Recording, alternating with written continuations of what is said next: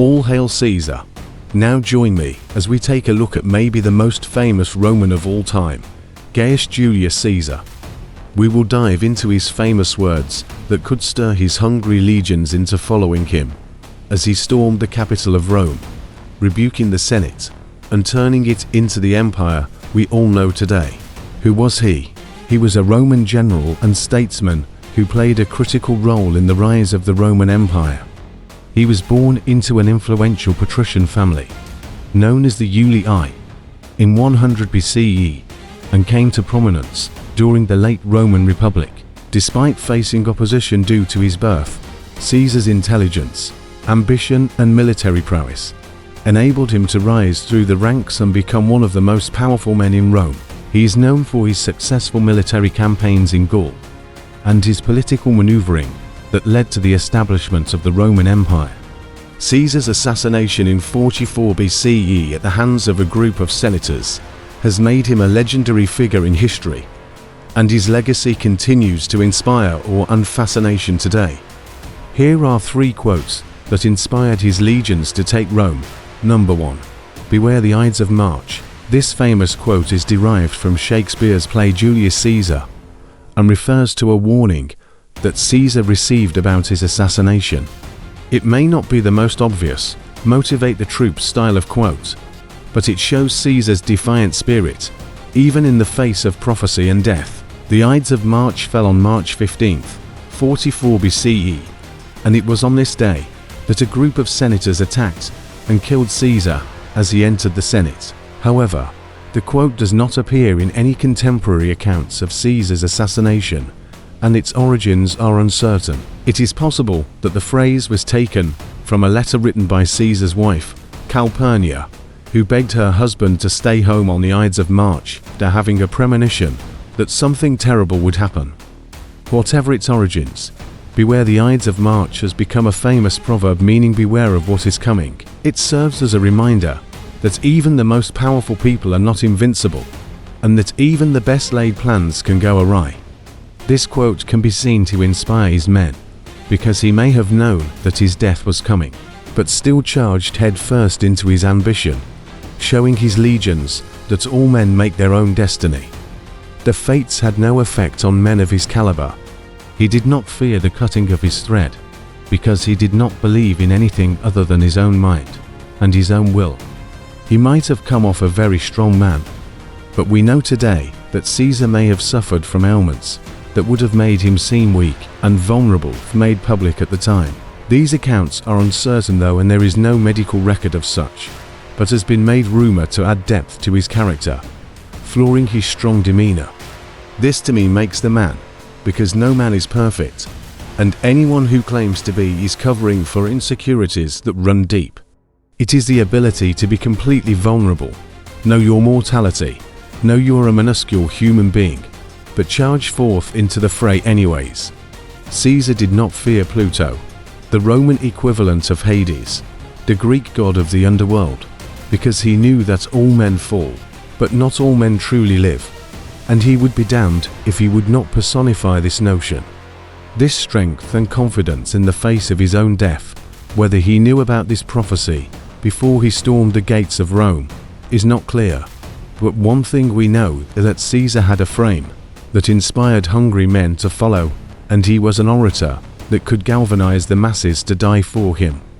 Number 2. Veni, Vidi, Vici. This famous Latin phrase means I came, I saw, I conquered. The phrase is popularly attributed to Julius Caesar, who according to Appian, a Roman historian, used the phrase in a letter to the Roman Senate around 47 BC. After he had achieved a quick victory in his short war against Pharnaces II of Pontus at the Battle of Zela. In his report to the Senate about the victory, Caesar wrote, Veni, Vidi, Vici, which may seem boastful or arrogant, but it was actually a common rhetorical device used by Roman generals after their victories. It was a way of emphasizing the ease and swiftness with which they had won the battle.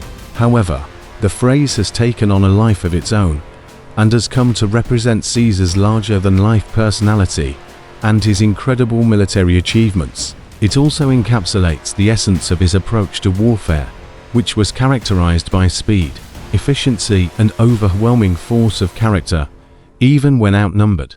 But perhaps most importantly, it reflects the confidence and self-belief that allowed Caesar to achieve such great things.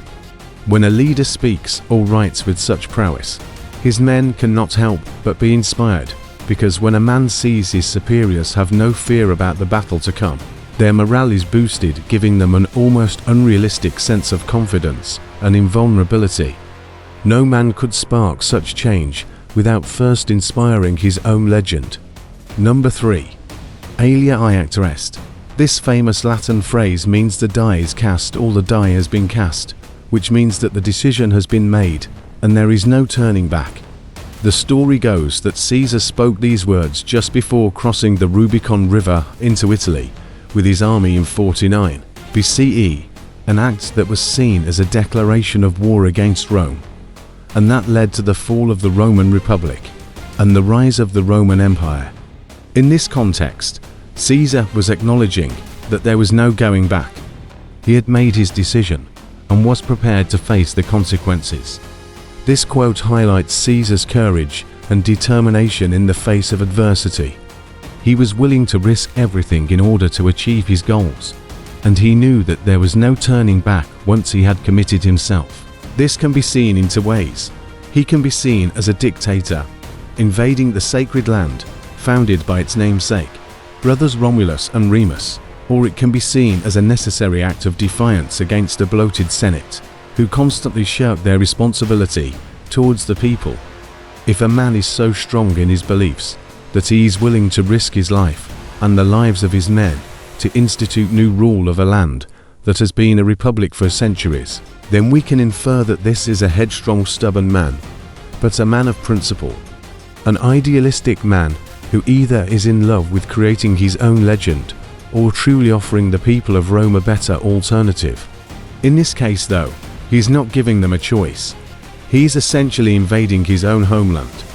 We can see the ramifications of his actions, because we might talk about the Roman Empire today with great fascination, but it is only apropos to see the reality that Caesar spawned a line of destructive, power-hungry eccentrics that most likely did not have the best interest of the Roman people in mind.